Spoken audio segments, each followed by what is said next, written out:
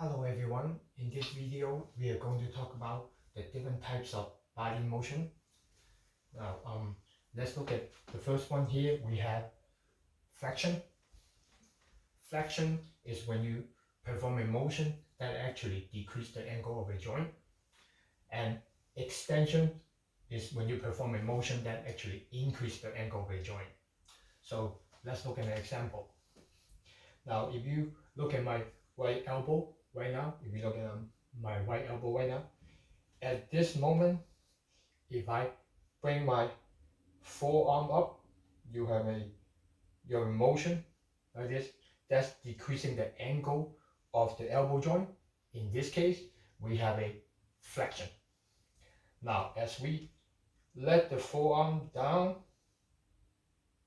like this, we have extension. So you can see that at the elbow joint, when we decrease the angle of the elbow joint here, we have flexion of the elbow joint. As we are increasing the angle of the elbow joint, we have extension of the elbow joint. Okay, now what about hyperextension? Hyperextension is when we increase the angle of a joint beyond 180 degrees. Now, so you can see this over here. Let's look at the shoulder joint here. The shoulder joint at this moment is at 180, right?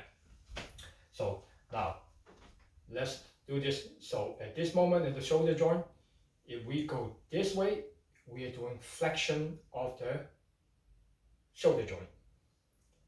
If we go this way, we are doing extension of the shoulder joint. If we go further than 180, like that, we have hyperextension of the shoulder joint. Okay. Note that, like at the shoulder joint, we can do flexion, extension, and hyperextension. But at the elbow joint, we can only do flexion and extension normally. Right? So just know that there are many joints in the body that you can do flexion and extension, but not a lot of joints can do hyperextension normally. Now, what about abduction and adduction? Abduction is when you move a body structure away from the midline of the body. So for example, right now, what we are doing at the shoulder joint, or we're moving the arm away from the body. So what do we have?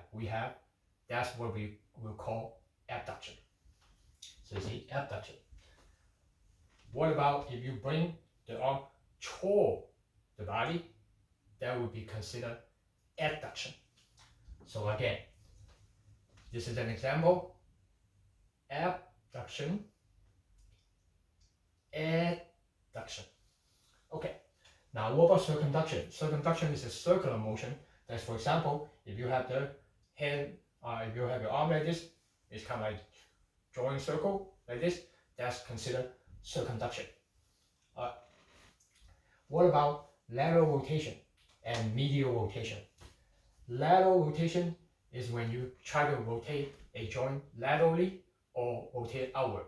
So for example, look at my shoulder joint right now, right? So if I rotate my shoulder joint outward like this, or rotate laterally, that will be considered lateral rotation of the shoulder joint right now.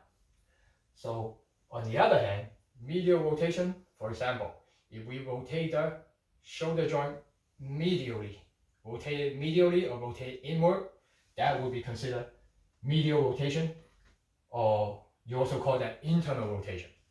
Again, lateral rotation can be called external rotation, like that, for example, the shoulder joint.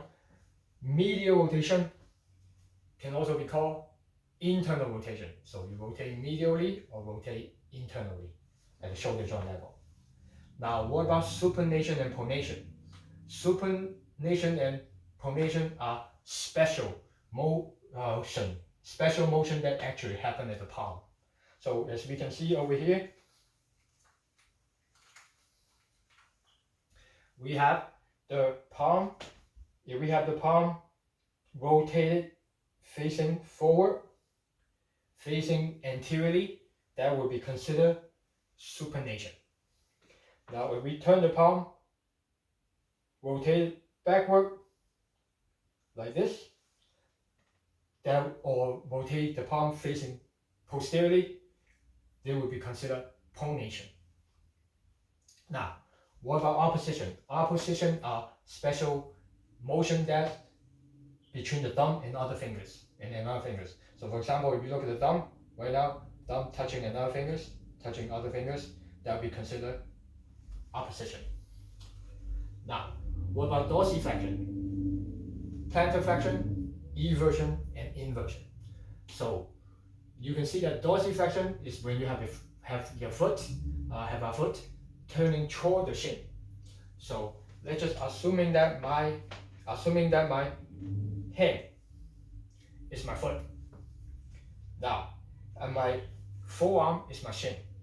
So if the foot turning upward, pointing toward the shin, that will be considered dorsiflexion. So you can see that dorsiflexion. Now, what happens if we have the foot turning toward the floor? That would be considered canterflexion. What about if we have the bottom of the foot turning outward? That would be considered eversion.